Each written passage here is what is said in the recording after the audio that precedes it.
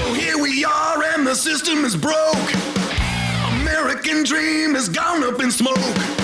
So stop sitting there all broken hearted. Let's get this motherfucking party started. Lady Liberty is ringing a bell, and we're driving us straight into hell. But don't worry, we got what you need. Crank up the volume till your eardrums bleed. Go and make America again. Welcome, everyone, to the A Better Way to a podcast. I'm your host, Jordan. Andrew may or may not be joining us later. Today, we are with a super cool guy that I found on the internet, like most of the people that I talk to, Leroy Voyles, also known as the Liberal Trucker on Instagram. You're on YouTube, TikTok, all that fun stuff. I found you on the internet, and I have I guess because of the space that we occupy as a typically conservative space while having progressive values, I'm always super pumped to find people who are kind of, echoes of that. Like, you are a blue collar guy, you're a truck driver, and you call yourself the liberal trucker. I don't know like how far left you are, but as far as like the videos that I've seen on your Instagram, we agree on a lot of stuff. And I think like we're probably in alignment with that. It's just, I think that kind of stuff is super cool. When I see that, it's like, we're enigmas.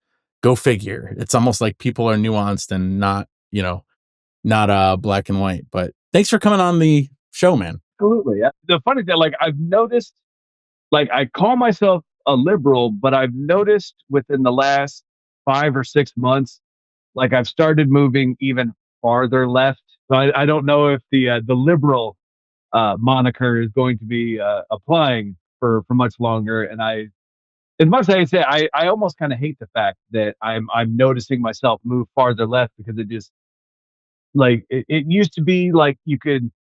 Like, okay, we need to protest this. We need to encourage these people to vote this way. We need to do this or that. And like, I'm starting, like, the peaceful protests just aren't working anymore.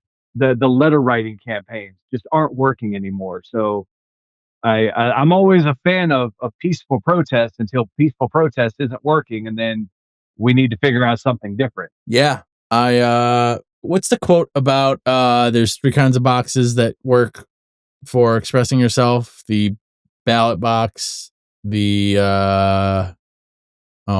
something box, and then the cartridge box. Yeah, I'm gonna look that up. Like one of my favorite quotes is the riot is the language of the unheard, by Martin Luther King. Or JFK, John F. Kennedy said that if you make peaceful revolution impossible, you make violent revolution inevitable. And one of the things that I tell people is, you have to be peaceful. You have to show that you have the capability to be peaceful. But I think probably with the exception of Canada politely asking for their independence, I don't think you can look at any point in history where anything meaningful that has happened without some kind of, unfortunately, violence attached to it. Like, I agree. we tried asking Adolf Hitler politely, like, hey, can you quit doing this? And he took the money, he took all of this other stuff, and just kept doing what he was doing. It finally hit a point where we had to stop being polite, where we had to stop being nice. People like to point to, like, Mahatma Gandhi ending the violence between the Hindus and the Muslims with his hunger strike. That's not the only thing that ended the violence. Or Martin Luther King Jr. and Malcolm X. People like to point to Martin Luther King Jr. They forget that Malcolm X was just as integral of a part in the civil rights movement as Martin Luther King Jr. was. So, yeah, you have to show that you can be nonviolent, but you have to be ready to use violence if it comes to that point. Well, and that's really it. Is we echo this phrase, peaceful, not harmless. Whenever we have this conversation, it really comes down to that, because there have been, with the exception of a few instances here and there, or the civil rights movement is a big one, but within the last 50 years, there haven't been a ton of examples of the government backing down because of a threatened violence. And it's something that, like I use the Bundy Ranch situation as an example, like whatever people feel about them or not, like that was a very complicated situation that I'm not even fully versed on. But essentially what it came down to was these guys were showing up and saying, we're not going to leave this land. You're going to have to force us to. And it ended up going their way in the end. I mean, I think people still got hurt and people still got arrested, but it was, there haven't really been a ton of references in modern history that remind people that violence is sometimes necessary. And I don't, like you said, I don't want violence to happen. I don't want people to get hurt, but there comes a point where people are no longer listening to you asking nicely. And you look at, like you said, look at these protests that thousands and thousands of people show up and nothing happens. Things just get worse. Yeah. The police show up and escalate the situation and people get arrested. Look what's happening with ICE right now. There are, we are probably in the most politically contested atmosphere in recent history right now. And there's, with the exception of Charlie Kirk, with the exception of a few isolated incidents like that, there really hasn't been there hasn't been the kind of violence that the right tries to paint the left as perpetrating. Because according to them, we're all like bloodthirsty, trying to overthrow with our satanic values and whatnot. But it would be nice if it would be nice if they pick a lane, because either we're these ineffectual soy boys that couldn't fight and shoot our way out of a paper bag, and at the same time we're also these violent domestic terrorists that are killing everyone that we disagree with and burning burning cities to the ground. Like, I mean, pick a lane. We're one or the other. I certainly think there are people on our side that are more capable of violence than other people, and of course, every side has their shitheads. Every side has their group that are going to commit violence just for the sake of committing violence. Like, if you're going to commit, it has to be in a direction that's going to help people, help causes. Same as if you're going to be nonviolent, you have to be nonviolent in a way that's going to try to help the cause. Taking LSD and doing drum circles, trying to levitate the Pentagon like they did in the 1970s, that's not helping anyone. That's not helping a cause. Now, when you do have thousands upon thousands of people showing up, and ICE is showing up, and they're not getting violent, but they're standing in front of ICE and they're saying, yeah, no, you're not getting through us. If you want to get through us, you're going to have to be the ones to get violent. Absolutely. That is standing up for what you believe in. That's putting your body on the line just as much as the people who are willing to get violent to protect those people. Now, like I said, I don't completely agree with everything being 100% nonviolent, but the people who say, I don't believe in violence, but I'm going to put my body in the way of violence to protect other people, I still have respect for those people as well.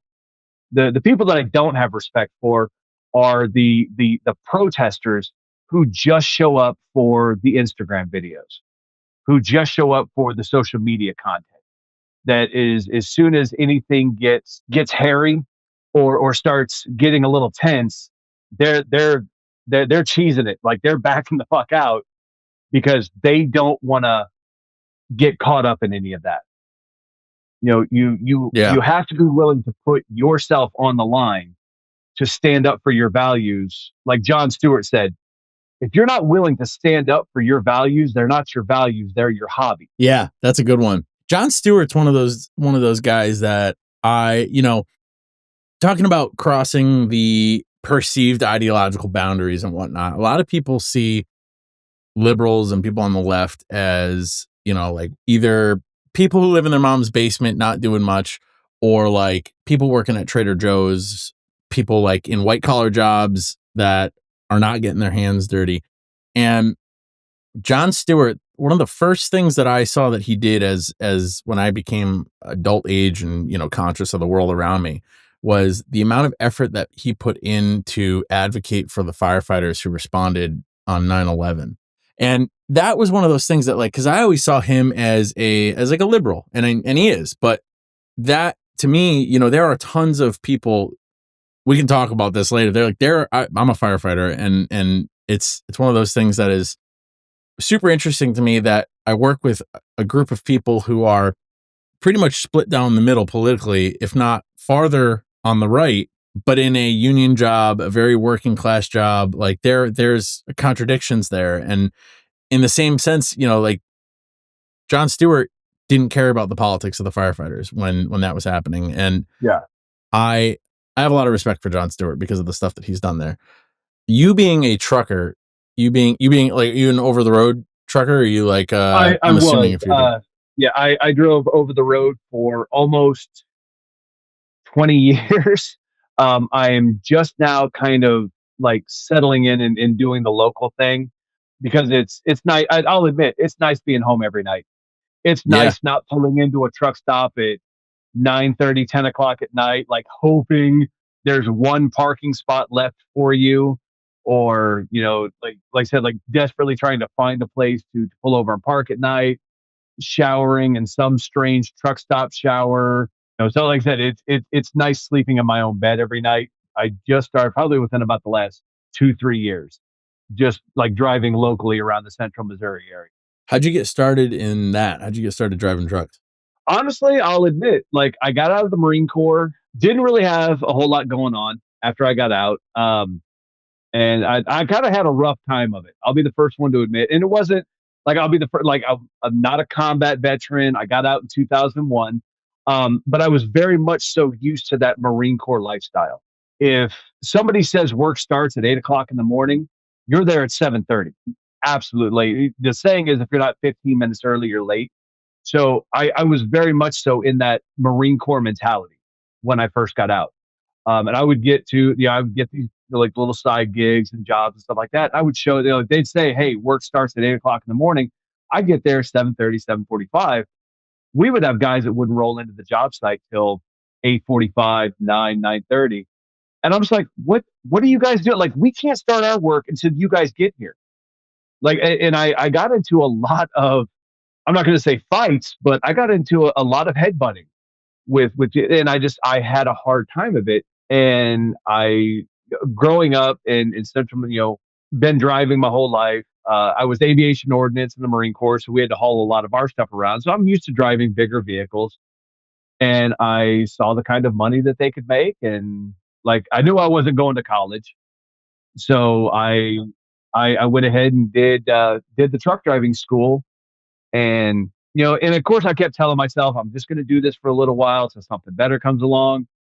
And the problem is, when you get into truck driving, it's really good money, really fast, and the job isn't as hard as people like to try to portray it.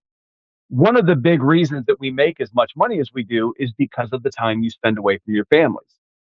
Yeah. That's one of the biggest reasons we get compensated the way we do. And I just, like I said, I got addicted to the money, and I kind of kept doing the job, and nothing better came along. And like I said, it's something that I really did enjoy. Like I love driving, just, seeing, like driving through Montana, Wyoming, seeing the mountains, seeing the wide I open bet. plain, especially, oh my gosh, like the Pacific Northeast, driving through the gorge, driving through the desert when there's like just nothing but scenery to see. I will be the first one to admit, like I hate driving on the East Coast. Oh my gosh, do I hate driving on the East Coast? If Dude, I I could don't stay blame you. like I live here and I hate it. if I could stay like west of Kansas City, Missouri, the entire time I drive, like that would be my dream. Like I absolutely love that. But yeah, like I said, I just that's how I got into it. This, like, the rest is history. And I fell in love with driving. That's cool, man. I've always thought, like, I gotta ask you this because I've always, how like every guy thinks that they can land a plane. Yeah. I've always thought that I could drive a truck because I know how to drive stick. How much harder is it to learn how to drive like an 18 wheeler than it is to if you know how to drive stick? not much. A lot of the newer trucks are going to automatics anyway. I know that. Within Yeah. within like the last probably 4 or 5 years, it's kind of like regular cars. It just they're noticing that the automatics hit their shift points a lot better, and you don't like the automatics don't tear up the transmissions as much as someone just like trying to grind through the gears. So automatics have become way more prevalent in recent history. But honestly, I mean, most truck driving schools now are, I think, 6 weeks long, which blows my mind. Like, I think my truck driving school is like 2.5 months long, and after 2.5 months, like I still wasn't super sure of myself that I was going to be able to do the job real well.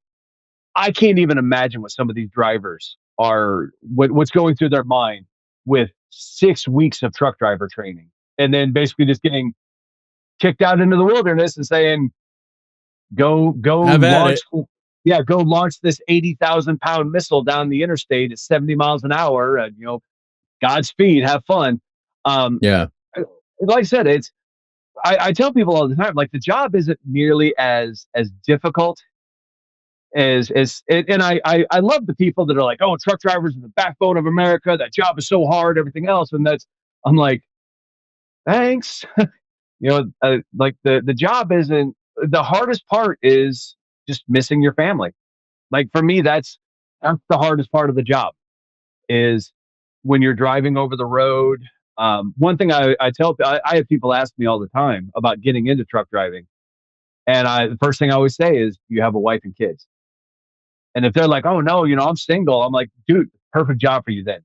Great way to make money, great way to see the country, stuff like that." But if they're like, "Oh yeah, I'm married and I've got a 6-year-old or a 6-month old at the house," I'm like, "Find a different career." I was like, "I'm not trying to be an ass when I say that, but Yeah. at the end of your life, when death shows up, like death doesn't show up with vouchers. They're not going to say, "Hey, that football game where your boy made that perfect pass or that perfect block, or your daughter had that volleyball game and she did that perfect spike, or whatever, or your wife called you and she had somebody at work was an ass to her, and she calls you crying and you're 2,000 miles away in Seattle, Washington, and all you can do is just talk to her on the phone and listen to her Mhm. cry. You don't get vouchers for that time at the end of your life. You don't get to go back and relive those moments. Those moments are just gone. So I tell people that's why we make the money that we make, is because we miss so much of our life doing the job. Yeah. It makes sense. I mean, it's, essentially what I tell people about firefighters. Like it's funny, you said you don't like driving in the Northeast. There's very few places that I would consider moving to as a firefighter to work as a firefighter because of how much we get paid here. The Northeast and the West Coast are the only real places that you can go and make six figures as a firefighter that I know. If somebody wants to email me and be like, "You're an idiot, you don't know what you're talking about." Um, the unless you're in a major metropolitan city, but not even major metropolitan cities have that, but they have the same sacrifices that we make. I tell people are like, "Oh, what do you guys do?" Like we went to a 2-year-old's birthday party yesterday. So we showed up with the truck, let him walk through it and stuff like that. It's funny whenever we tell people that, they're like, "Oh, you like 2-year-old's birthday party. You're not out like doing fires, like rappelling off buildings or anything like that." It was like, we do that stuff, but it's not 24 hours a day. We're not, we that. Why do you think we have recliners? Why do you think we have a kitchen? Why do you think we have beds? Things like that. And people will say, you get paid to sleep. And it's like, well, I also get paid because I'm gone for 24 hours at a time, maybe 48 hours at a time, maybe longer if there's a storm or something like that. And, I have to explain to my 3-year-old why I'm not gonna be home tonight or tomorrow night, and, multiple nights a week sometimes. And that's Well, stuff like, like you don't get back. and not only that, like I'll be the first one to admit, like growing up, I think firefighter is one of those jobs that like every time a young boy, 6, 7, 8, 9 years old, they're playing hero or they're imagining hero in their backyard. Firefighter is Oh, one of I those I know. I that, know. that they do. Yeah. And I like, mean, I'll be like, you guys are way, way braver than I could ever be. Like that Dane Cook comedy skit dude, where it's like, I'll tell you a little secret. I can't speak for anybody else, but when I go up a ladder, I'm not brave. I'm self-conscious. but yeah, I'm doing I it said, because of peer pressure. I'm doing it because if I if I don't do my job, I'm gonna get made fun of relentlessly. but yeah, like I said, like Dane Cook. Dude, I walk up to it, like I think I like, oh yeah, like I'm out in the backyard using the hose and stuff like that. And I'm like, I could be a firefighter. And then like all of a sudden, like I would come up to a house like engulfed in flames. And they're like, you need to get in there. You want me to go into that? I don't know if you've noticed, this is on fire and I am very much so flammable. I'm not going in that. Like, I've got nothing but respect for you guys. Like, my child is trapped in there. What are you doing out here then? Shouldn't you be in there rescuing your own kid? You selfish dude. Like you just rescued yourself and let your kid in there to cook. Like you why would you get out of there without your kid? Like that's why I have absolutely nothing but respect for firefighters because I 110% know y'all do a job that there is no way in hell I would have the balls to do. Well, likewise, man.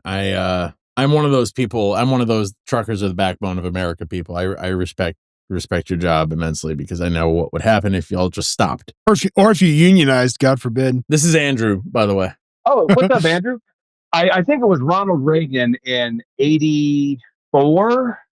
I want to say 80, like 82, 83, 84, somewhere around there, that he completely broke the back of the truck drivers, of most of the truckers union. The truckers went on strike, and Ronald Reagan basically said, if you guys don't get back in your truck and start driving, we're just going to arrest all of you guys. Yeah. Like, that's cool. No charges, no charges, no nothing. We're just going to arrest the same as he did with the air traffic controllers and stuff like that. I think Crazy. Ronald Reagan did more to dismantle unions in this country, I think, than any other force. Yeah.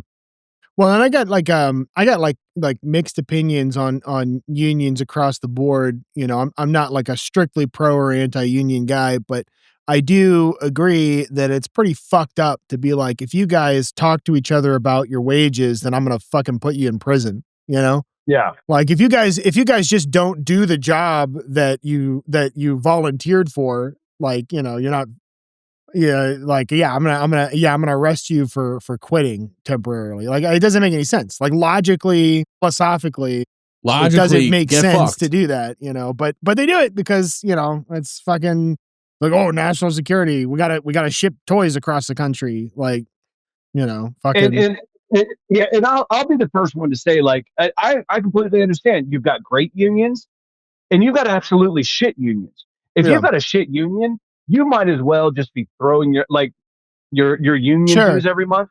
You might as well just be throwing them into a fireplace because you're not getting anything out of it. But the point is that, like, whether a union is great or shit does not have an effect on whether it is like morally okay to organize, you know? And I just, like, you know, yeah, like there's a lot of shitty unions out there, but that doesn't mean that like a non-unionized industry should not be able to collectively bargain. Yeah, oh, absolutely. And Yeah. But just look at the difference between shipping by train and shipping by truck, and you'll see like the effects of unionization, both positive and negative. But I mean, there's no doubt that railroad workers are in a better position generally. yeah. And that's, I mean, like my old man worked at the Chrysler plant in St. Louis my whole life growing up. And he kind of saw it because he was he was UAW local 110. And he kind of saw it from both sides. Like he saw how the union kept management from just firing people just because they Yeah. showed up to work with a haircut that people didn't like or wore a t-shirt that people didn't like.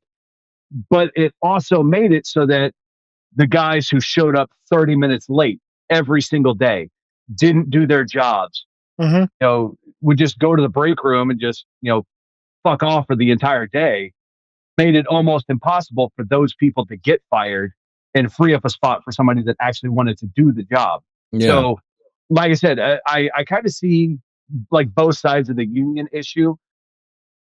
As much as I hate to say it, at the end of the day, if there's an organization or a group of people that are at least, and yeah, unions have their problems like any other large conglomeration out there.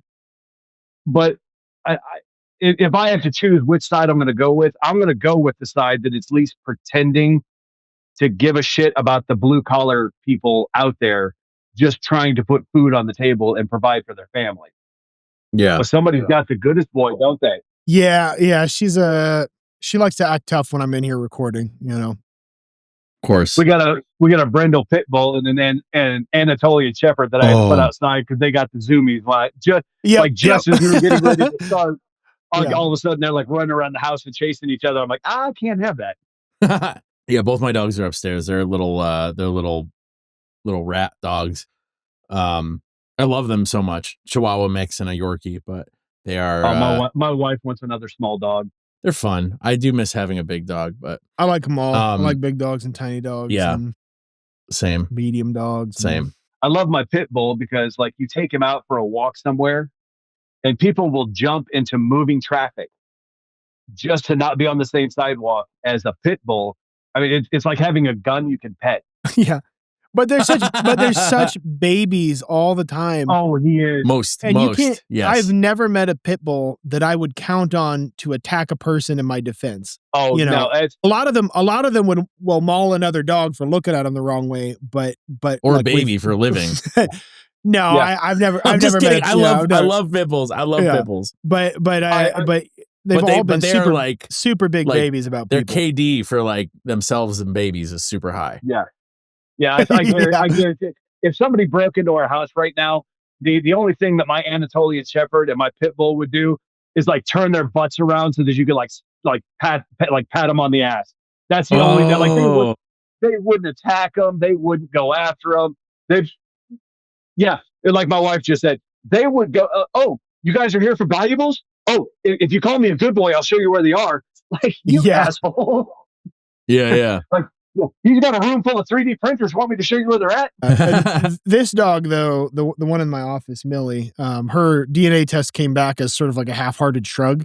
So you know, we don't really know. I mean, there's no telling like what she is, but she'll kill somebody for sure. That's why she lives separately from the other dogs and can't be left around the kids. Our dog Teddy is pretty much the same. Like he is very protective of his house.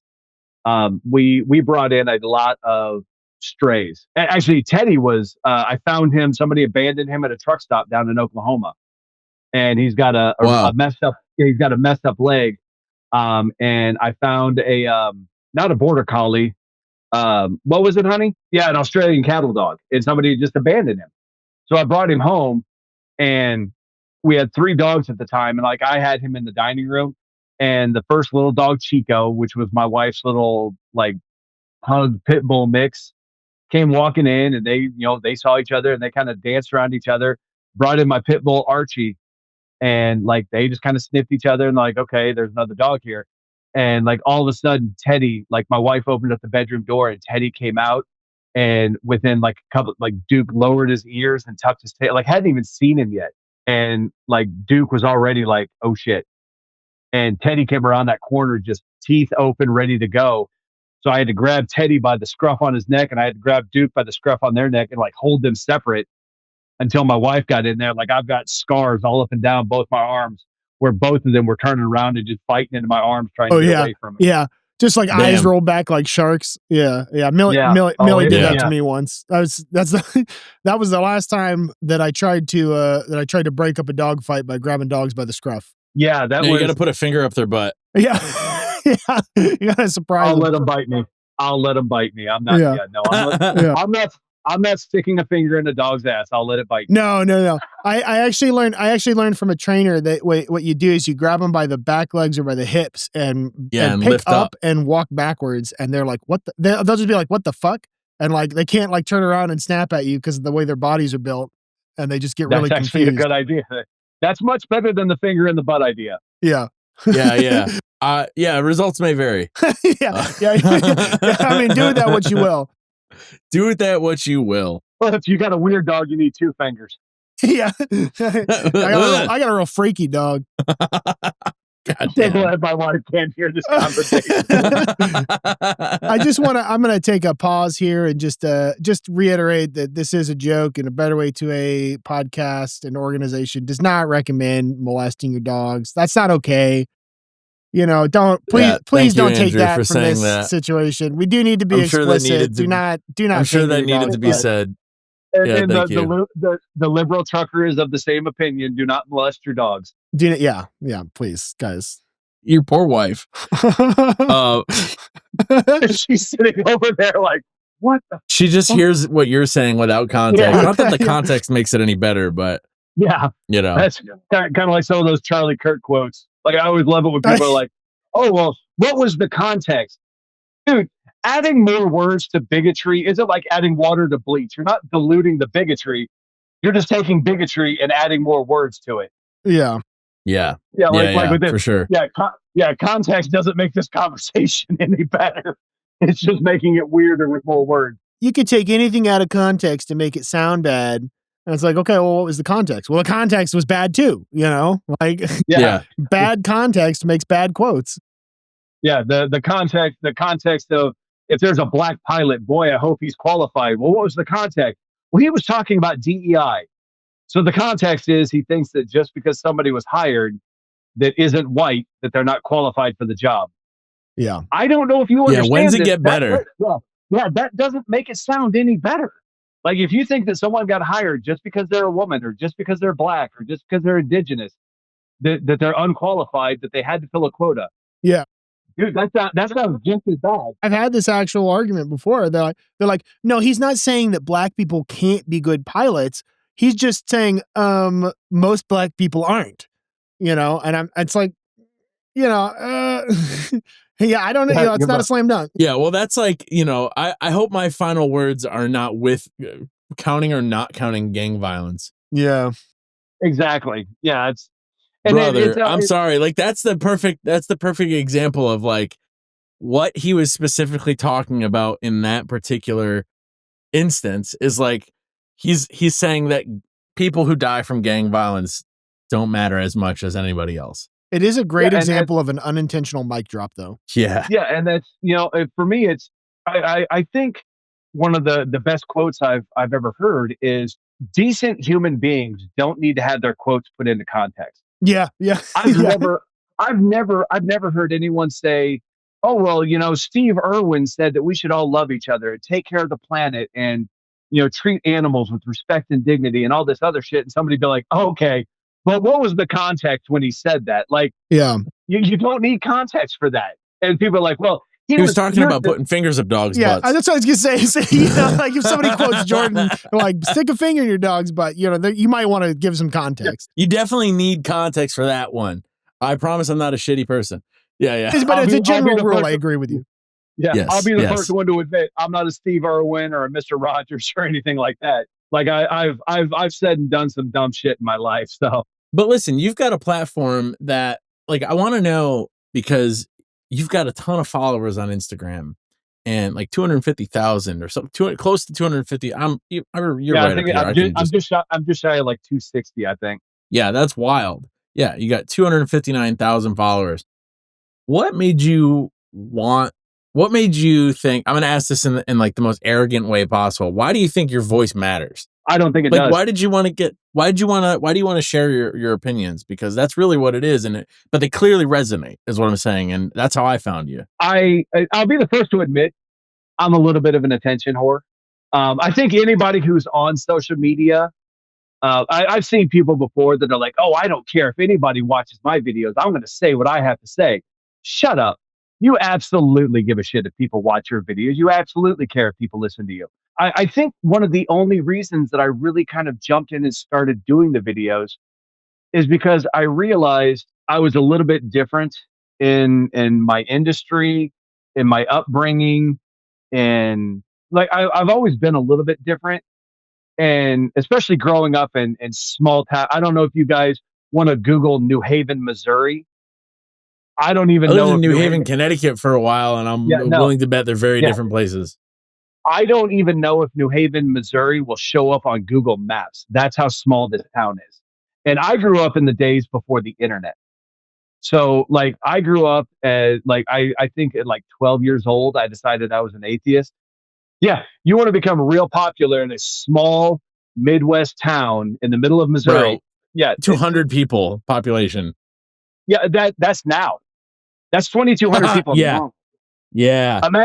Imagine 30 years ago. I think we had a population of like 800 people and we had like 14 churches. Like we were all Jesus stuff in New Haven. Wow. And it was one of those things to where he said, like, I grew up in the days before the internet. So I thought I was broken. I thought there was something wrong with me. It wasn't until like I joined the Marine Corps and got the hell out of New Haven that I realized, yeah, there are other people in the Marine Corps that don't think that gay people deserve to be strung up from a tree. There are people that think everyone deserves an equal opportunity in life. Like I said, if you look up Sullivan, Missouri, like I grew up pretty close to Sullivan, Missouri. Sullivan was literally a sundown town until 1995. Like they literally had a sign at their city limits that said, "Don't let the sun set on your black ass in our town." Until Wow. 1995. Like this wasn't the 1970s, the 1980s or 60s or whatever. This was the mid 90s. And this is the area that I grew up in. So I always kind of felt like, why am I so different? And as I grew older, I realized that there were more people kind of dispersed throughout the country in red areas that thought like that felt like that.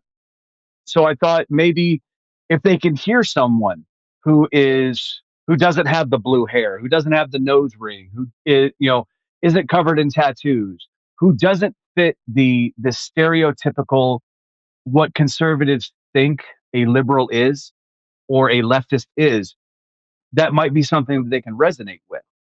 Like I said, I'm a Marine Corps veteran. I'm a truck driver. I grew up working on farms. Like I said, I understand that I'm MAGA passing. Like it's funny how many of them will have their idiot conversations with me or start them until I jump in and I'm like, no, please explain to me why black people aren't as qualified to do the job as white people. Yeah. Break it down for me. I want to hear exactly what, and I'll just stare at them, try to make them as uncomfortable as possible. Explain it. Yeah. Explain it to me like I'm 5. I want to hear every single detail of why you think this way. I think it needs to be said too that some of the stuff that you're talking about is really only left and right polar because of like culture war brain rot. And you almost have to like wonder if like dudes like you that just sort of innately understand like equality and respect for fellow humans might have ended up more economically conservative if that kind of ideology was not tied to like one of the political poles.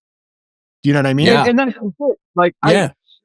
I feel myself moving farther, like appearing farther left on the spectrum, but I don't really feel like any of my ideals have changed Right. in the last 20 years. Well, it's like, because the Overton window is shifting. Right. yeah, like even when I was younger, like in my teens, there were people that like couldn't stand the gay community. And my biggest thing was, how is that affecting your life? Like, why are you angry the at these agenda. people? Yeah, why are you angry at these people when they haven't done anything to you? Like, if they're actually coming to your house and doing things to you, absolutely. Say whatever mean, hateful shit you want about them. But if they're not affecting your life, what's the big deal? I don't like it when they come to my house in the night and touch my butthole. But that's the thing. They Like, won't, if they won't opinions stop. I ask them nicely every night. If opinions stopped at words, there would be no issue with opinions. And the people that say, Absolutely. Charlie Kirk got shot because people didn't like his opinions. Yeah. And I'm not justifying what happened. I'm not excusing No, absolutely not. But the justification that I've heard from people is that, this guy was obviously unwell if you look at like the supposed messages or whatever. Yeah. But how unwell? If you think that somebody is a stochastic terrorist and that their words are influencing people to commit violent acts against the community that you care about, are you in your mind a bad person for taking care of that? Yeah. I don't think so, because I think if you were to switch the roles and you were to say, well, if a leftist was, and I'm just speaking hypotheticals here, if a leftist had a presence like Charlie Kirk and was saying that all conservatives are subhuman and they're all Nazis and they all want you to be poor and starving and all this stuff, which maybe some of them, but and that was starting to affect them legislatively, then it would not be out of the realm of possibility for you to expect somebody like that to react negatively in the same light. And again, I'm not justifying it, but that's assuming that all that he was doing was talking and not also politically organizing and funding conservative politicians and movements that were actively legislating. And that's what I tell people. People want to say that, oh, Charlie Kirk was just sharing his opinion. No, he wasn't.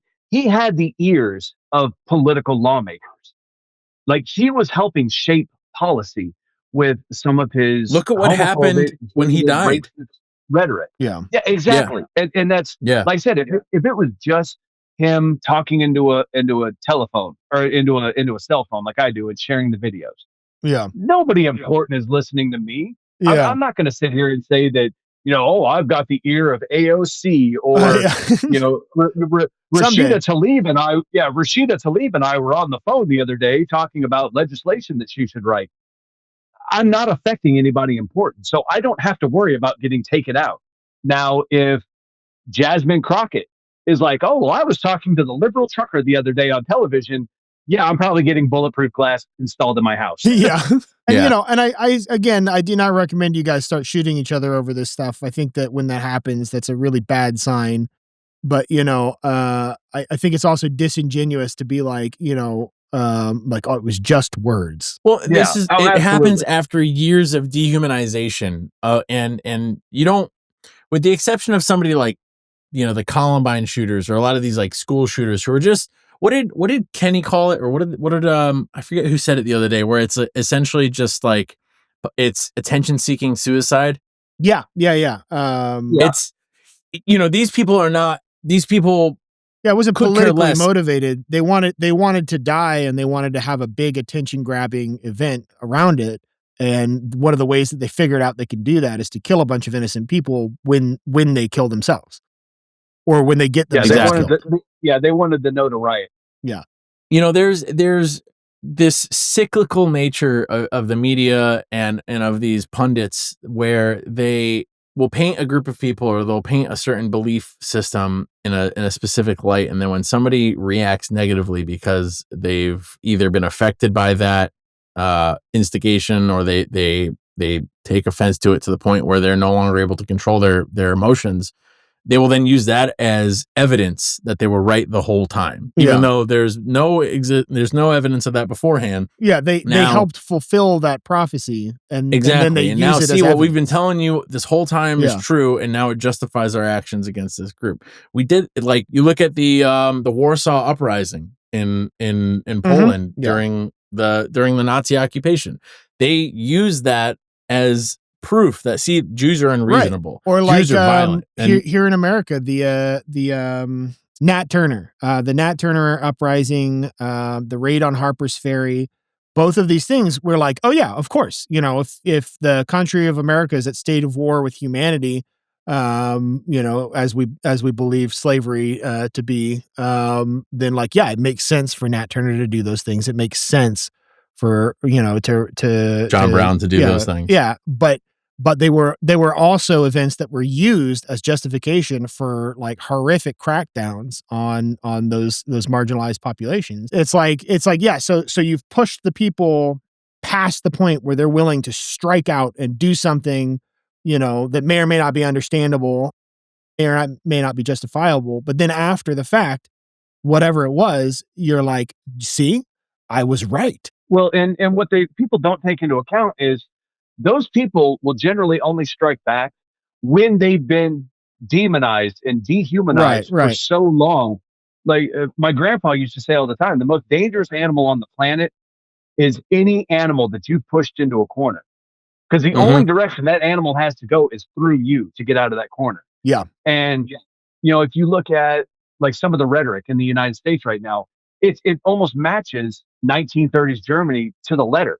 The Jews were one of the least violent groups in 1930s Germany, but like you and I were talking about earlier, every group has their shitheads. So when there was one Jew that would break the law, they would make sure that it was all over the newspapers. They would make sure that everybody knew that this Sure. one Jew broke the law. And anytime one of the perfect Aryans broke the law, they would, oh well, that was a single event. That was swept under the Yeah. rug. Same as in this country, undocumented immigrants commit the least violent crime. Yeah. And this isn't my opinion. This is actual statistics. No, it is. Yeah. Undocumented immigrants, yeah, they commit the least violent crime of any group of people in this country. But anytime one of them commits crime, this administration is making sure that it is just front page news. Yeah. Like the girl down in Georgia. I can't remember her name. Unfortunately, she was beaten and raped and murdered by an undocumented immigrant, and they made sure that that was front page news Mhm. for weeks. Right. Yeah. Of course, they completely ignored the dozens of other murders and rapes and robberies and everything else that happened down in Georgia In the same that time frame. week. Yeah, in the same time frame that were done by naturalized citizens. So yeah, whenever undocumented immigrants finally start fighting back against ICE, against law enforcement, against some of these just absolute douchebags that are trying to villainize or trying to turn them into villains, like you said, that's whenever they're going to be able to say, oh, well, you know, they're attacking ICE, they're attacking federal officers. Look They're how just doing violent their they are. jobs. Yeah, yeah. This is our justification now so that ICE can go in without any warrants and they can cover their faces whenever they want. And, they can rip children away from mothers. Yeah. Children? You mean future criminals? Yeah, that's just it. They were training those children to be future criminals. And so, like I said, I think that's where, and unfortunately, I love being an American. I love this country, but there's a reason that a good portion of this country is, the whole the whole George Carlin double digit IQ thing.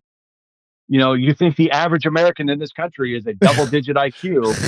I was just talking to my wife about dumber this. than that. Yeah. It's I was just talking to my wife awful. about that the other day. Yeah, it's like I think the average IQ in this country is like 80 something. And they're like, and he's like, you have to account. That's the average. That means there's a large number of people that are even dumber than that. Yeah.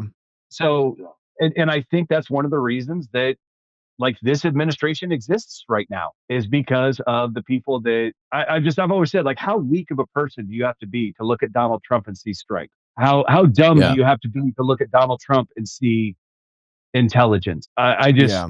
like I said, and I almost feel sorry for them. This is the thing though, not every person who is MAGA or who, I would say a good majority of the people who are openly MAGA people are probably, I would argue, I'd put money on it, not going to be passing any any aptitude tests with flying colors. Yeah. But I will say the majority, I will say that they are probably a vocal minority of conservatives.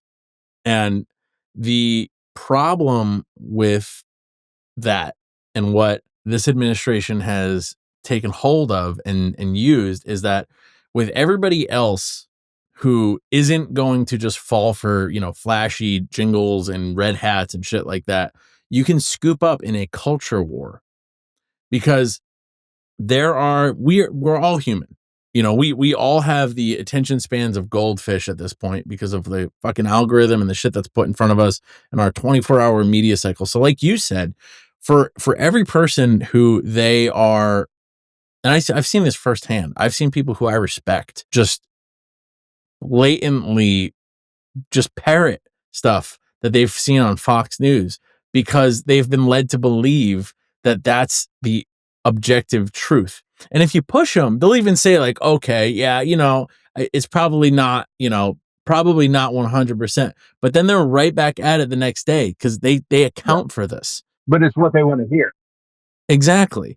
And that's really what it is we lack community in this country. And what MAGA and what a lot of these conservatives find when they look up, www.iamright.com or turn to that channel, is community. They find validation and they find confirmation of all their worst fears.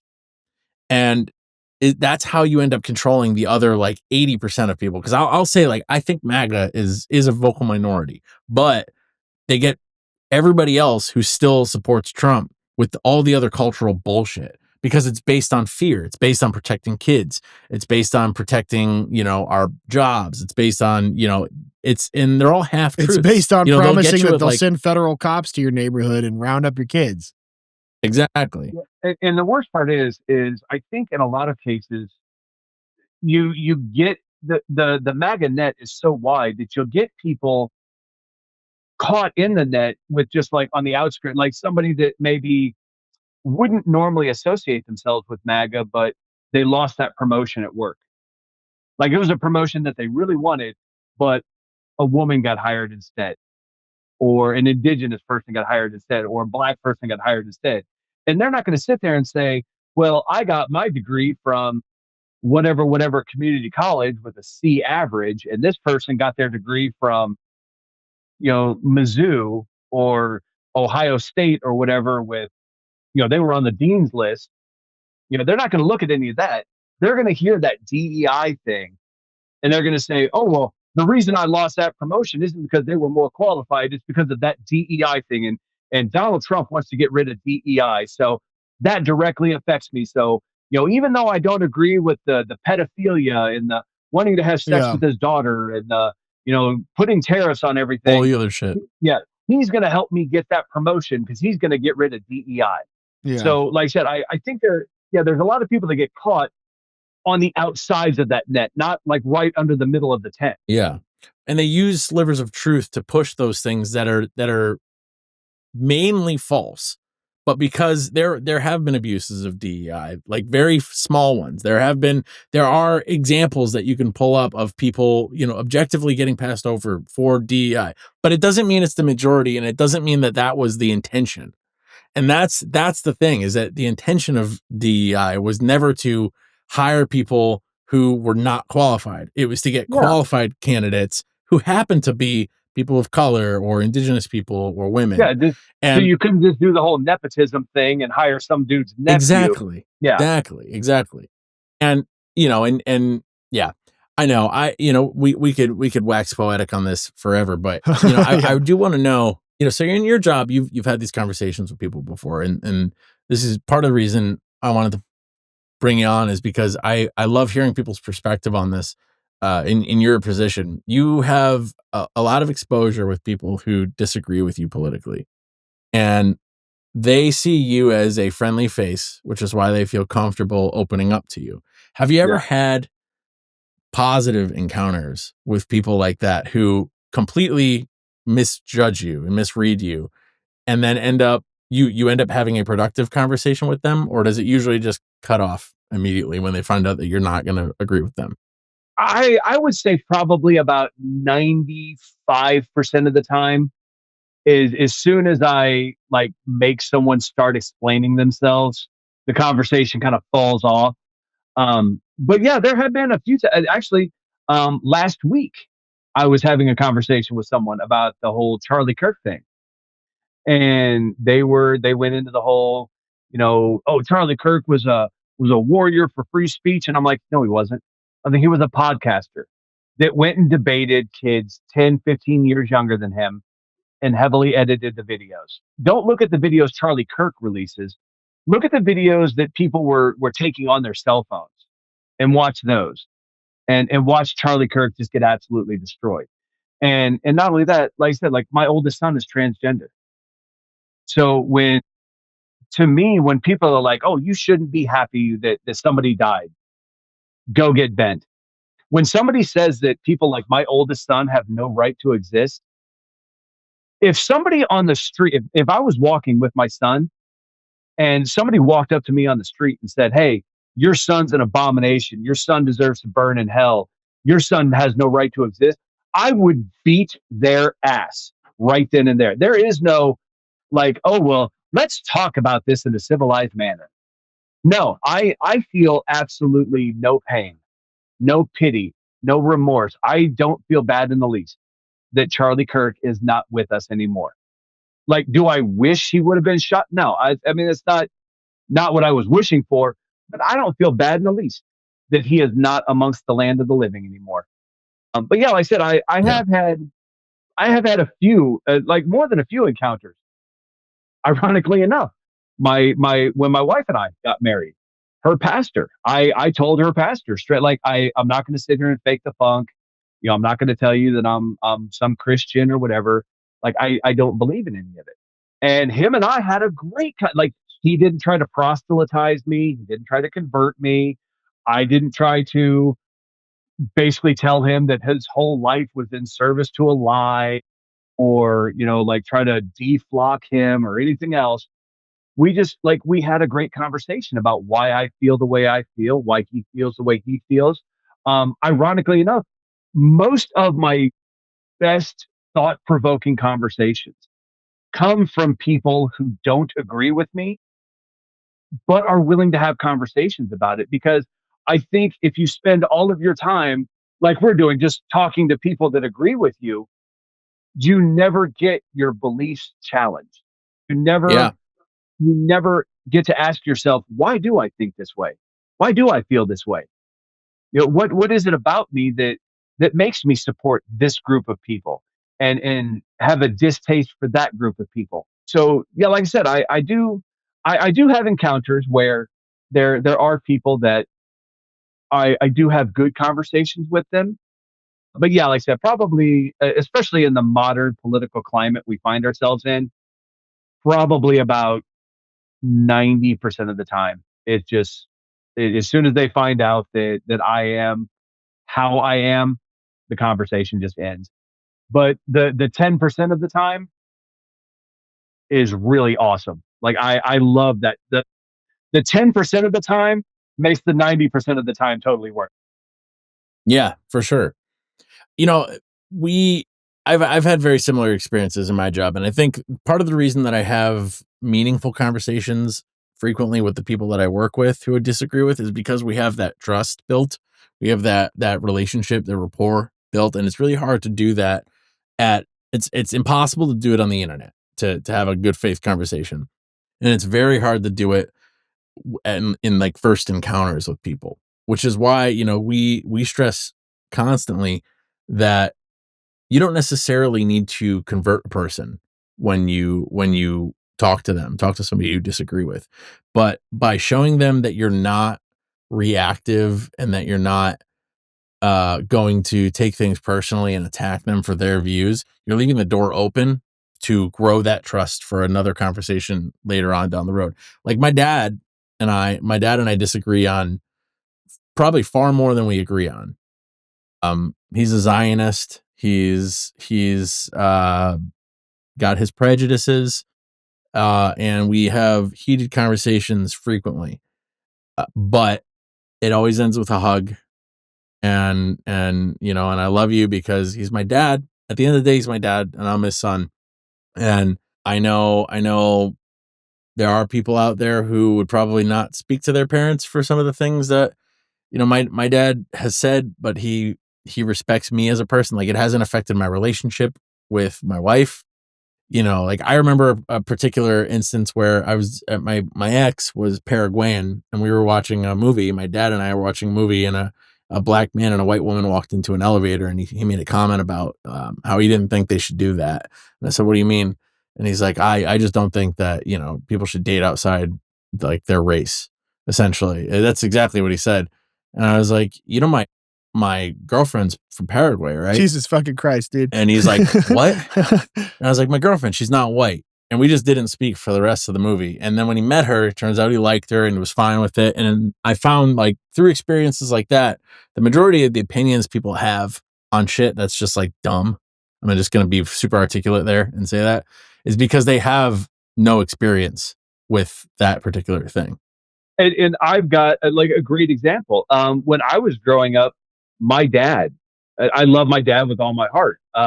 My dad was insanely homophobic.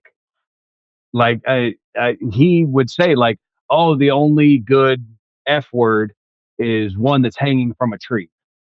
I mean, like Damn. he was insanely homophobic. And then like my nephew Tristan came out as gay. My nephew Dylan came out as gay. I had numerous friends that I hung out with that were gay. And, like my dad would always be like, hey, how's Chris doing? Oh, Chris is doing great. Oh, you haven't really hung out with him in a while. And Dad, you understand Chris is gay, right?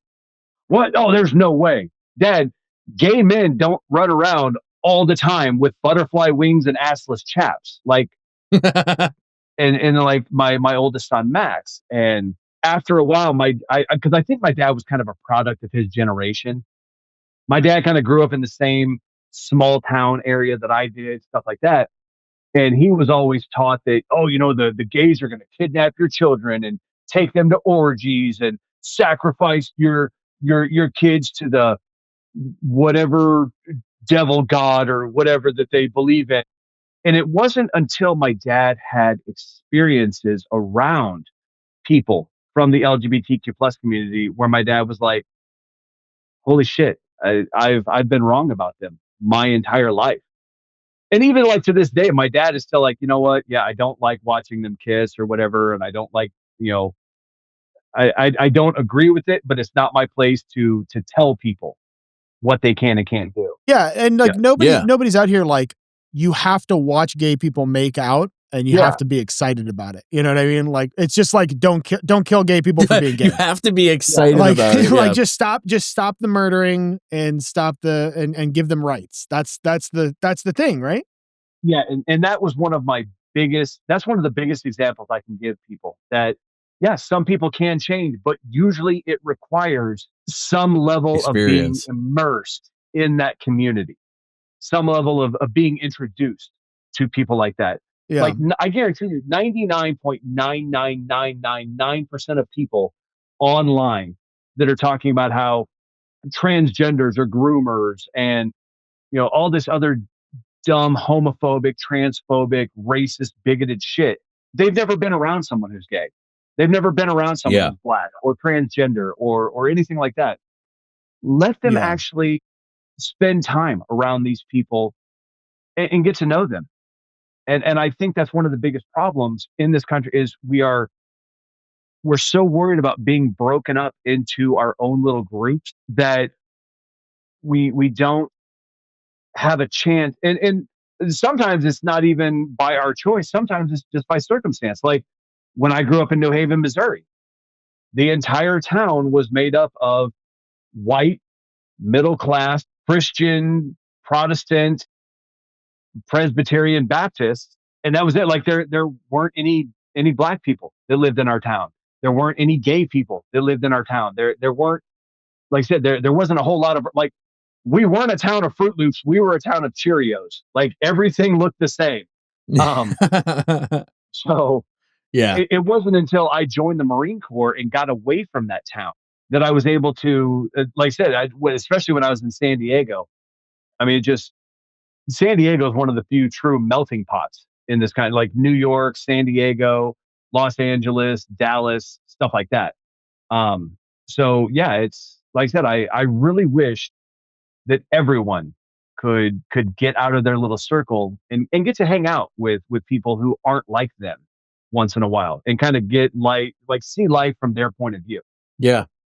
No, I agree, man. And it's one of those things it's so hard to do because how do you give people natural experiences, that natural, meaningful experiences without just like picking up like an upper middle class Karen and throwing them in the ghetto and being Yeah. like, talk to some people.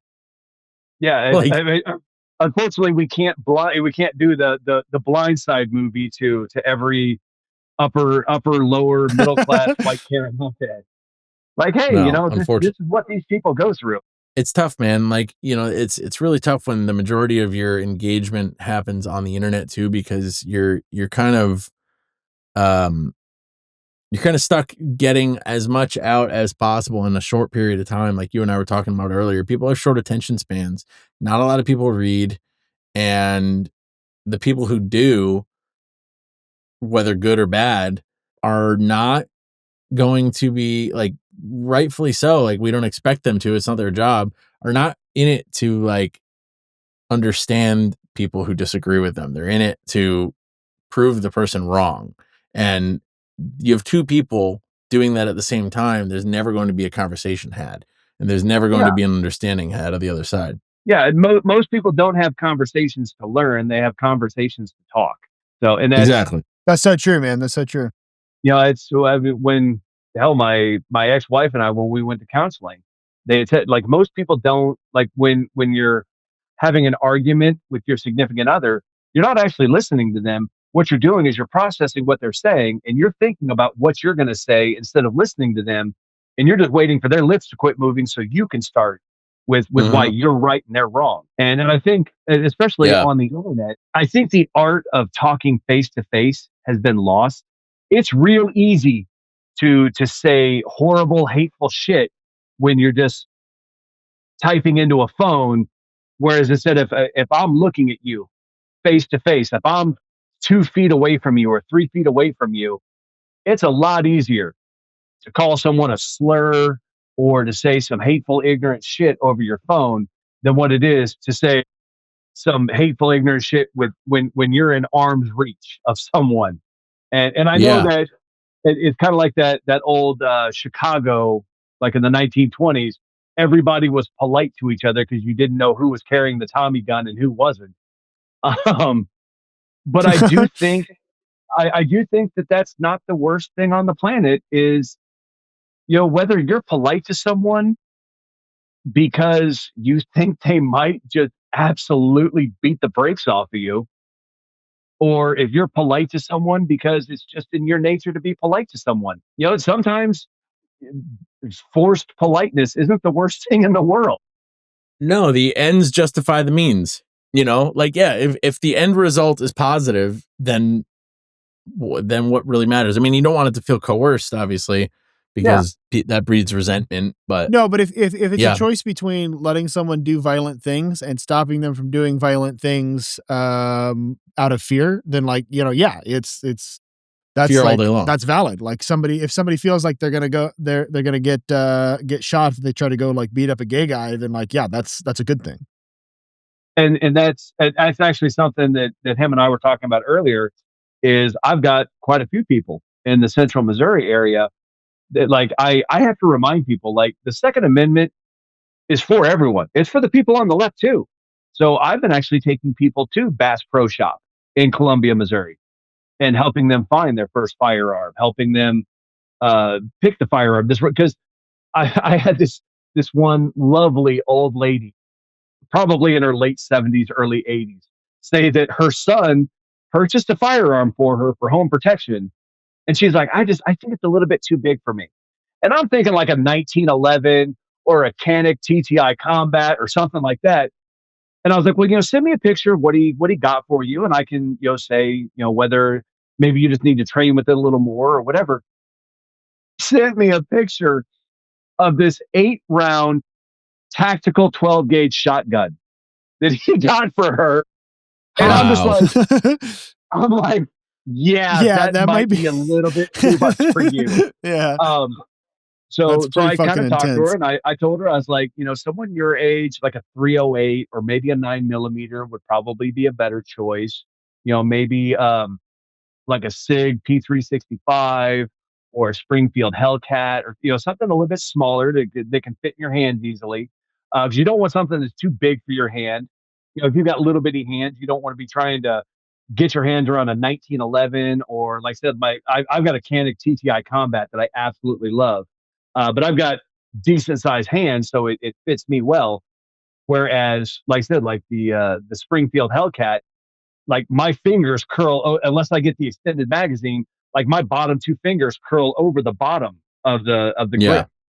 So I think that's one of the big important things, is showing people a firearm that properly fits their hand, as well as the proper caliber for them, hmm the proper recoil, everything else. And then a huge shout out to Citizens Armory in Mexico, Missouri. I try to take people up there. I go up there all the time. It is a great facility.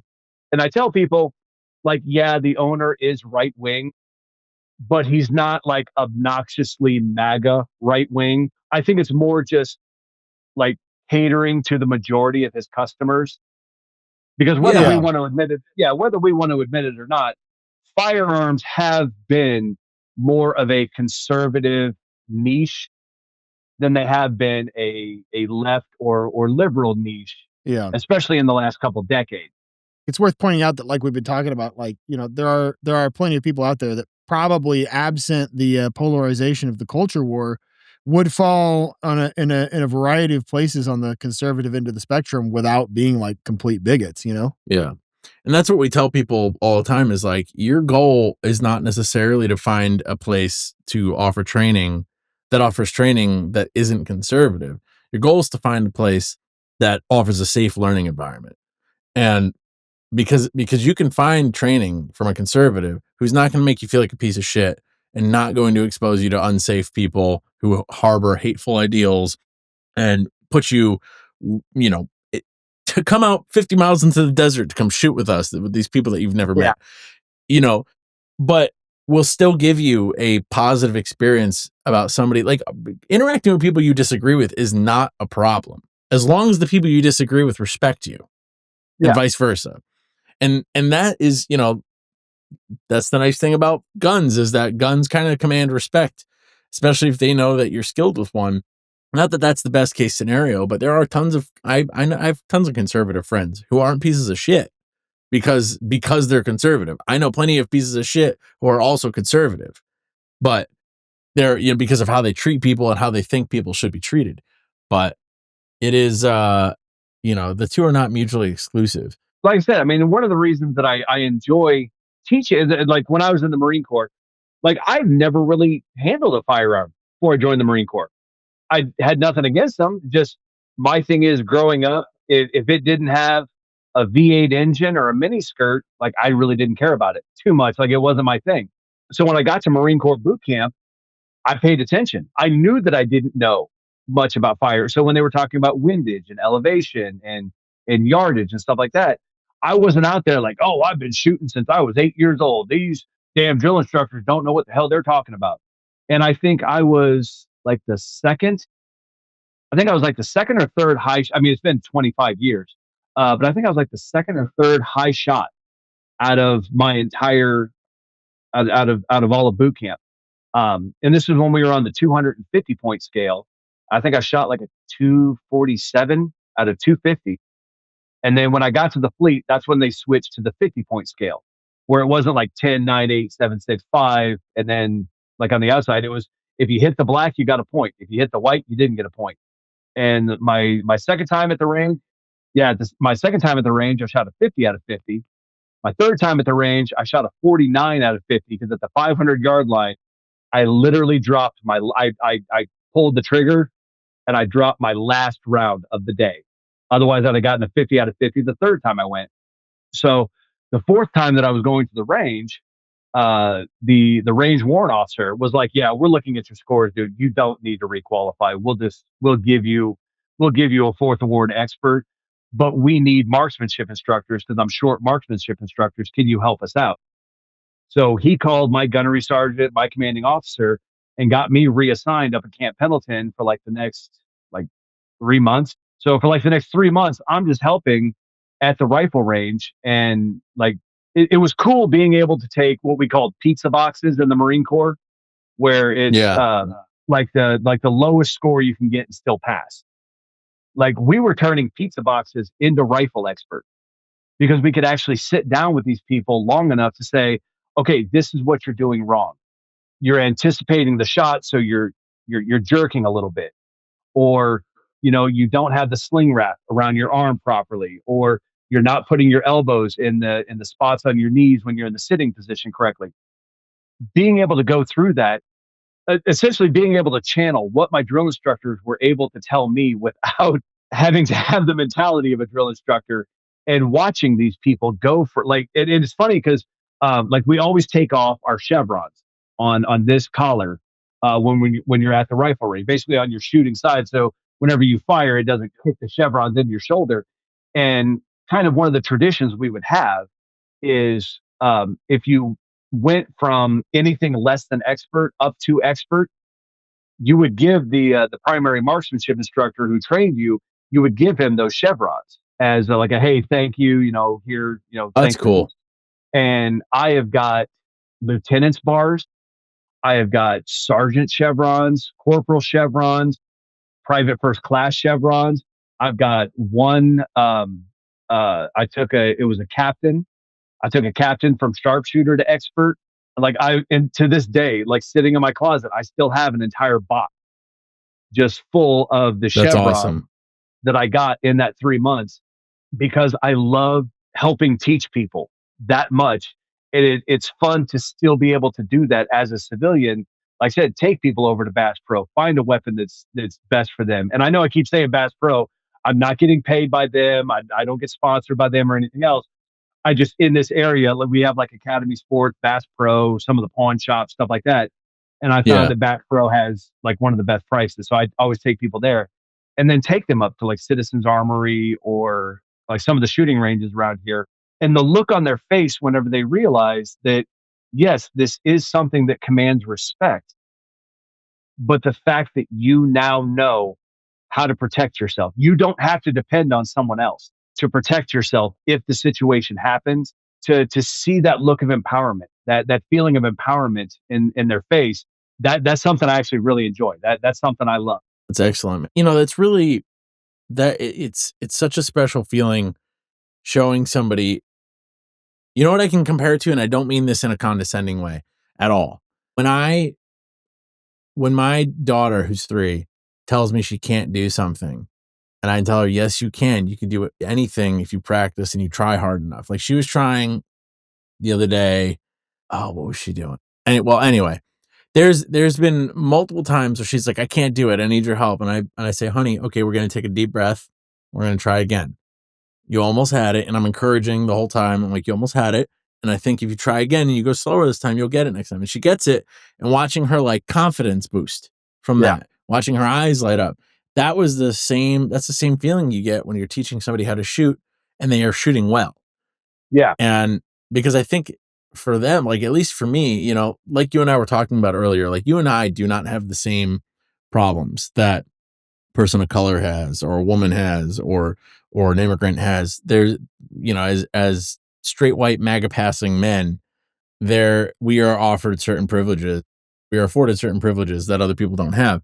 So I don't necessarily know if my feeling was the same when I first learned how to shoot, like as a civilian, but I know for sure some people who we've taught have had that feeling, and it really Yeah. is something that sticks with you. And so like I think it's really cool that you guys kept the chevrons of people that you taught and who shot better. And there isn't really like a civilian parallel to that, but maybe there should be. Maybe you should ask the people that you take to the range to give you like a personal affect if they like a tip, but it has to be a thing, not a dollar amount. That's actually not a bad idea. Like I said, so far, pretty much it's like you said, like with your daughter. A lot of times for me, just it's like seeing the look on their face when they know that.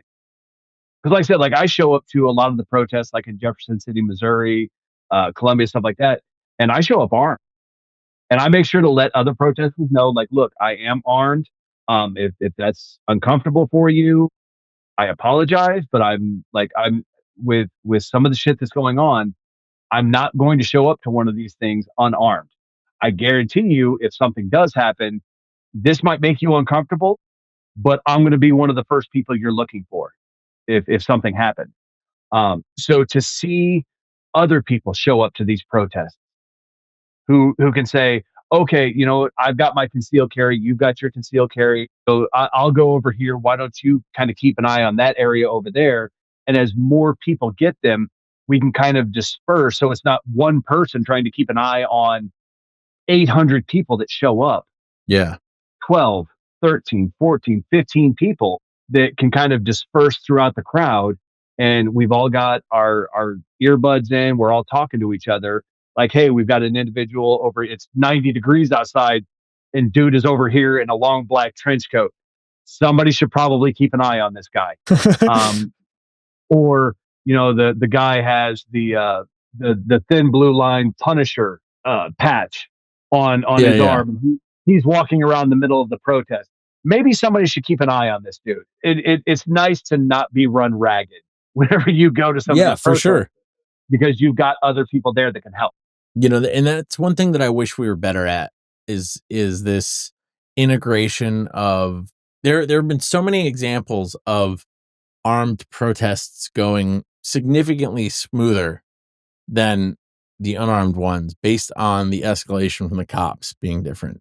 The cops are way less likely to escalate things if they know the people they are escalating against have guns.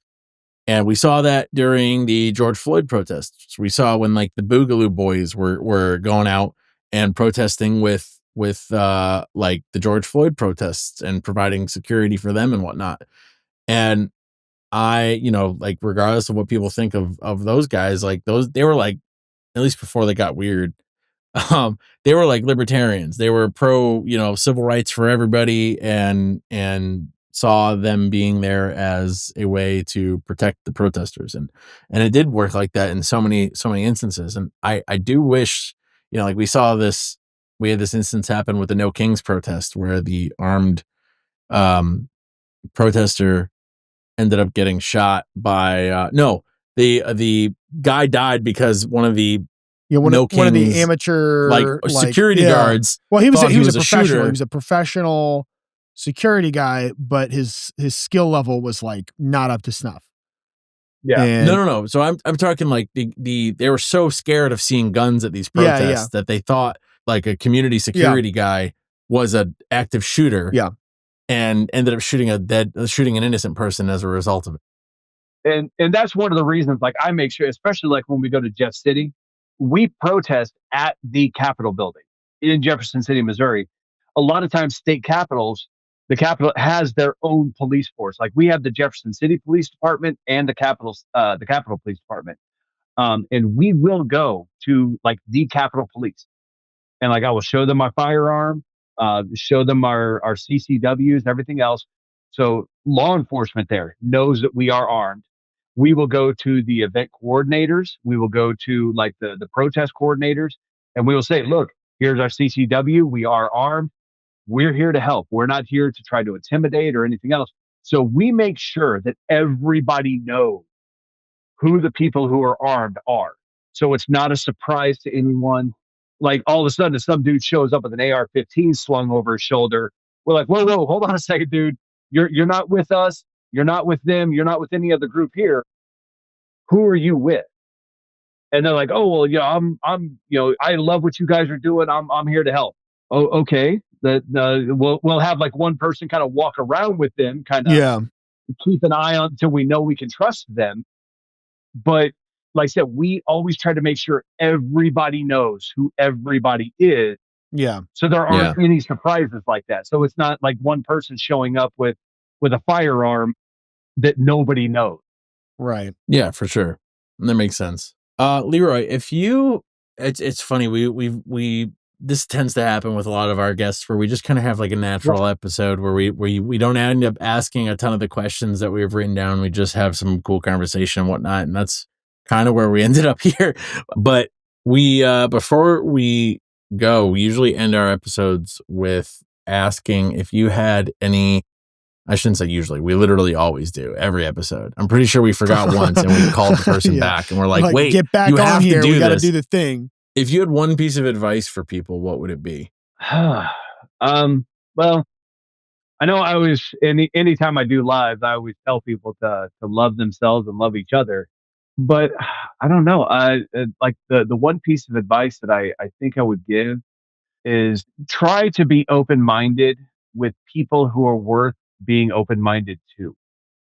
Like when you and I talked about earlier about like having conversations with people that don't agree with you can generally tell within the first 2 minutes or two sentences, really, when you have a difference of opinion with someone, if there's going to be a conversation there, or if it's just going to be them trying to shout you down, or vice versa. There's nothing wrong with having conversations with people you don't agree with. And I think that does go both ways. is I think a lot of times on our side, as soon as we hear someone say, I don't agree with people who are gay. You don't have to agree with people who are gay.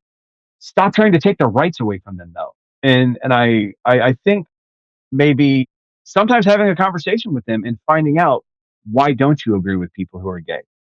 Oh, well, because I was always brought up to believe that this, that, or the other crazy thing. Oh, okay, cool. We've gotten to the source of this. Let's deconstruct that if we can.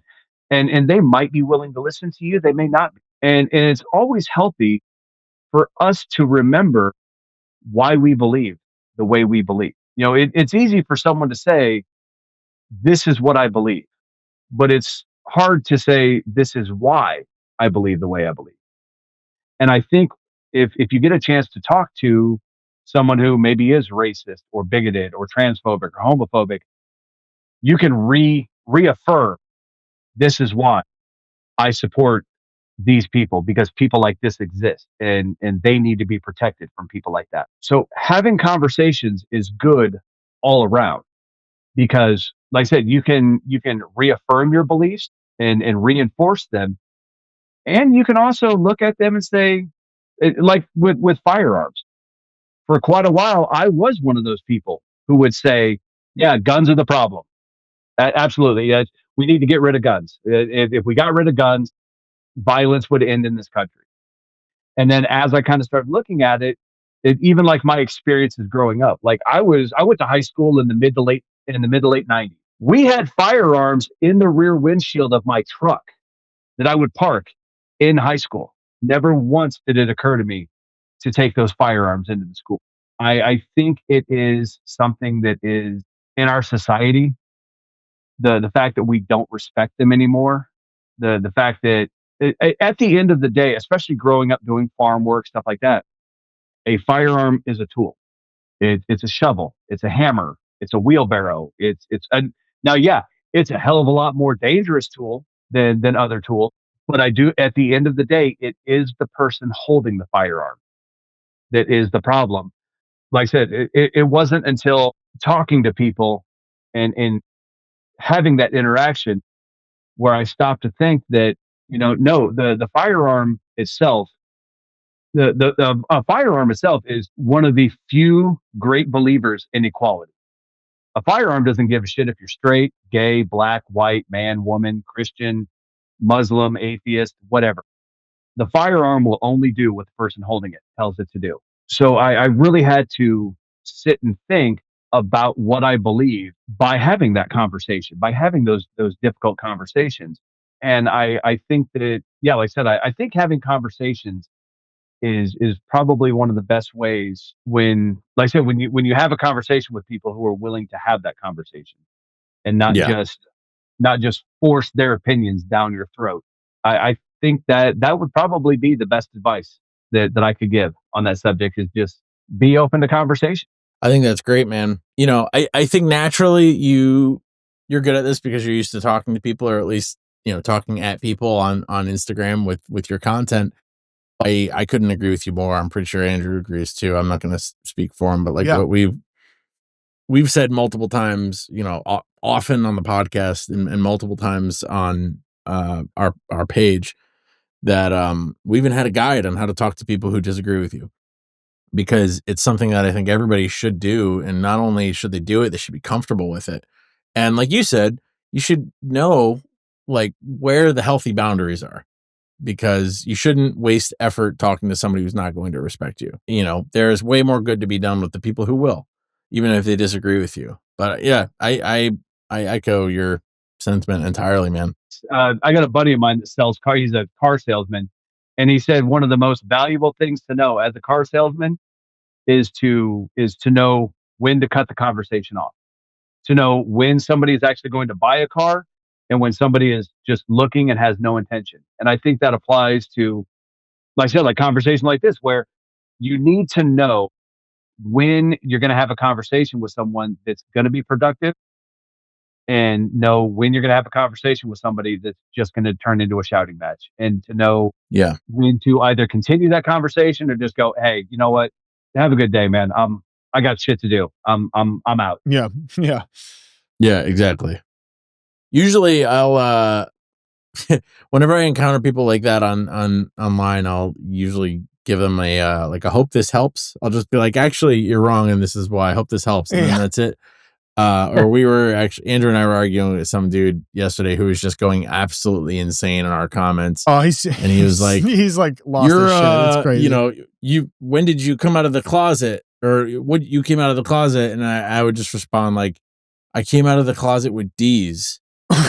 And just waiting for him to be like, D's what? Waiting for him to be like, D's what? Like, and he knows what I'm doing. But it actually ended the conversation rather than just feeding into what he said. Yeah. Over and over and over again. I'm like, I'm not going to get anywhere with this dude. I'm just going to be an asshole. Yeah. And my problem is I'm the same way when it comes to like, I grew up with 5 sisters and no brothers. So like our favorite game growing up was let's see who could make the other one cry first. I don't know if you've ever played that game with teenage girls, but they are fucking brutal when it comes to playing that game. And I rarely ever lost. So that's one of the, like in my videos when people come in and talk shit, I'm like, dude, you can do this if you want, but you're not going to like how it turns out. I promise you. Like, this is your one chance to walk away before I really ruin your day. And like, they'll keep on, and I'll get like 5 or 6 comments into it, and they're like, "Fuck you, I'm done." You probably should have done that in the first place. Yeah, brother, we played a game at a friend's house. My wife and I were over there with them and their husbands, and it was like a fucking truth or dare game. It was dumb as shit. And I picked the truth something, whatever the game was called, I forget what it was. And they were like, say something mean about everyone in this room. And I was like, okay. And so I said, I'm about to lose friends. You don't want that smoke, dog. So all I said something objective to my personal experience. And I said, aside from my wife, I'm not attracted to any one of you. And I'm like, everybody got upset. And I'm like, am I the only one taking this game seriously? Yeah, like I thought you said say something rules, mean. Yeah. And I'm not saying you weren't attractive. That's not even I'm mean. not like all of you are fat. That's not even I mean. said no. Yeah, like what you said was not even like unkind. But that's what I said. Yeah. And I was like, I said it, and everybody was like, "Oh, come on, what?" And I was like, "I'm sorry. I'm in this game to win it." Yeah, sorry, you guys are a bunch of fucking uggos. Sorry, y'all were born with asymmetrical faces. Sorry, you're not competitive. Not competitive and ugly. Yeah, jeez. What a turn! That'd be funny. As much as I hate to say it, that's like I said. When somebody starts talking shit on my page, like that turns on the competitive spirit for me. Oh, like, I know. I'm so bad, dude. Like, I'm so bad. Yeah. Like and Jordan's out here trying to like make friends and influence people, and I'm like, you barely matter to anybody. No one would know if you were gone. Yeah. And it's funny because I have people come in and talk shit all the time. Like I'll look at their profile and I'm like, oh, like all 5 followers of yours, like that. Yeah, that's right. Awesome. I'm sure, like, dude, nice you could forehead. Yeah, like you could take yourself off the census tomorrow, and the only person that's going to notice is the person that has to come in and clean your single wide trailer, so the next person can rent it out. And I'm never like that in your I'm never like this with anybody, and I will never talk to people face to face like that. It's like only people with like anime or like no profile pictures that are like talking shit on the page. And it just like, it's like they're trying to hide who they are. And so my mind is like, well, that's not even like a human being. So you can just be as mean as you want. And this is therapy for me. I hate to say it. Like I'm the same way. Like what's funny to me is when you have people that'll come onto my page and like start talking shit about me. And I'm like, dude, at least I've got at least I have the testicular fortitude to show my face. I've told people, like I said, I've told people I live in Central Missouri. I've told people I live in Fulton, Missouri. I've put myself out there. You're literally coming onto my page with no information on there. We don't even see what you look like. And they'll be like, you're a pussy. Yeah. Or like what's funny is when like they'll talk about my looks or whatever. Like I know that I'm like a San Diego devilishly handsome. But the thing is, looks. You're out here fucking right now, dude. Like you're out here. You've got kids, dude. Like you've procreated. And these dudes are like, they're like return to tradition, and like no woman has touched their penis, you know? Well, and that what's always funny is there was a video that, and I can't remember who. I would love to give him credit. I really would, because it was a brilliant video where he was talking about these incels that are like, they follow these traditional Christian women content creators, and it's like, dude, those women don't exist. Like, she's doing that shit for the views. That's a bit, dude. She's doing That's it a bit for you. Yeah, she's doing it because she knows that people like you are following her. Like, that's it. Like, the women that, the women that do the videos are like, oh, I make sure that my man has dinner every night when he comes home, and I'm on the bed ready for him every night, and I do his every bidding because I'm just the woman. Like, she doesn't exist in real life. I guarantee you, if you went to their house, like, there's a Domino's pizza box on the kitchen table. There's a bottle of Tylenol by the bed where no, honey, not tonight. No. Like, you've gotten on my nerves all day long. Like, even myself, I tell people all the time, the shit you see on my page isn't always what's really going on in my life. Yeah, like, for sure. I have bad days, and like, when I come on and like I just did that supercar experience where I got to drive the Lamborghini. Yeah, that's a cool thing. I wanted to share that. When I wake up, was that worth it? Hurt, brother. That's going to be I will tell everyone right now. I've told people that I have built race cars in the past. I've told people that I have driven race cars in the past. I was wrong. I have built fast cars in the past. I've driven fast cars in the past. The Lamborghini Huracan is on such a different level than some of the Mustangs I've built, some of the Camaros I've built. It's not even close. That car will humble you so fast. Like, I thought I was putting that Lamborghini through its paces going around that track. And you've got a trainer that's sitting in the passenger seat with you. And when I was done, I asked him, I was like, man, I really killed it, didn't I? And he's like, yeah. He's like, you probably got this car to about 40% of its capabilities. And I'm just like, motherfucker. Like I said, and the trainer was like, dude, don't feel bad. He's like, this car has humbled professional drivers. Yeah. He's like, for your first time ever driving it, he's like, you actually did really well. Oh, yeah. He's like, you got it up to like 125, 130. And he's like, you did really well for your first time ever driving it.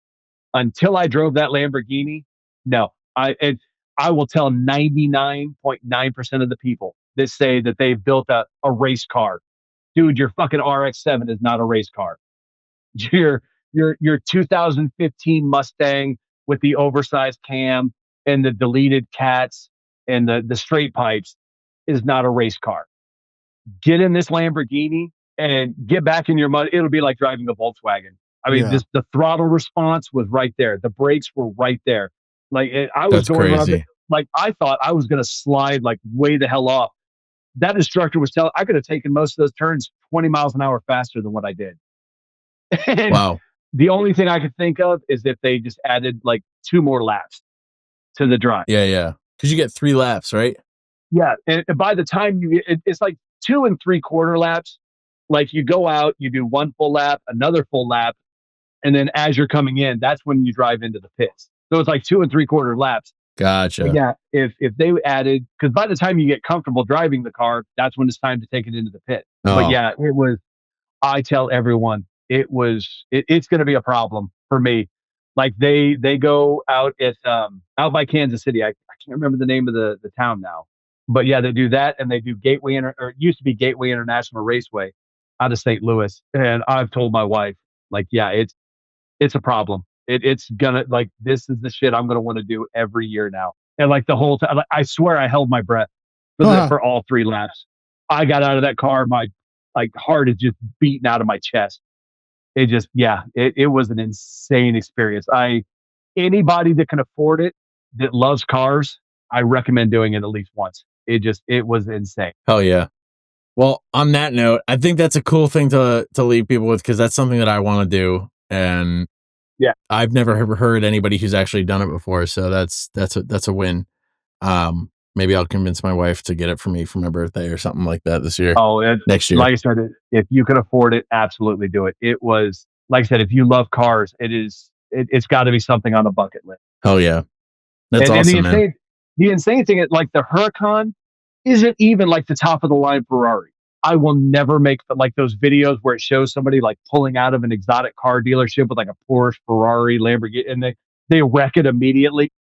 I will never make fun of those people ever again, because without the class time that you have to do before that, I'd have sent that car spinning off into the fucking distance. Like that, Yeah. I would have had that car into the wall so hard without the little bit of instruction they give you beforehand. Yeah. I drive a Toyota Sienna, so like, yeah, basically same thing. Yeah, absolutely. That's okay. You can say that you validly drive a race car. I'm sorry. Yeah, exactly. I think there was something like the block of the V6 block is the same block that they use for the Toyota Formula One cars, like back when they were using V6s or something. I don't know. I'm making that shit up. I thought that was the same thing. I thought that was the case. No, my shit's a hybrid. It doesn't have any V's. It doesn't. It doesn't even have one V. Shut up. All right. It's on a V0, note, bud. I gotta go.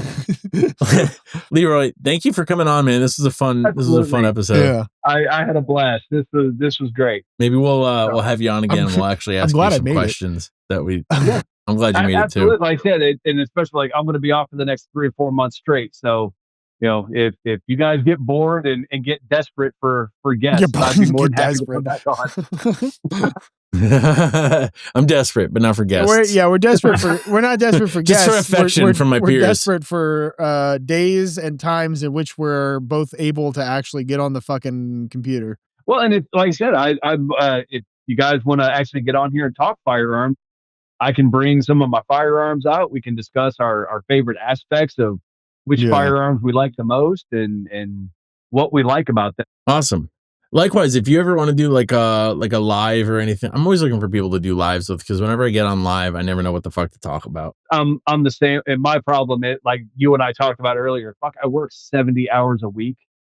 So like during the week, it's literally, I get home, get something to eat, give my wife a kiss, go take a shower, and I'm climbing in bed. And then on the weekends, like right now, as soon as we get done here, I've got the wood flooring I've got to lay down in the rest of the house and get that done before I get my surgery. And like I said, I'm laid up for like 3 months. So I said, I got to get that done as soon as we're done here. So it's like, I spend my entire week working, and I spend my entire weekends working, and I get like maybe an 8-hour time on Sunday where I can just like relax and kind of recover from the week.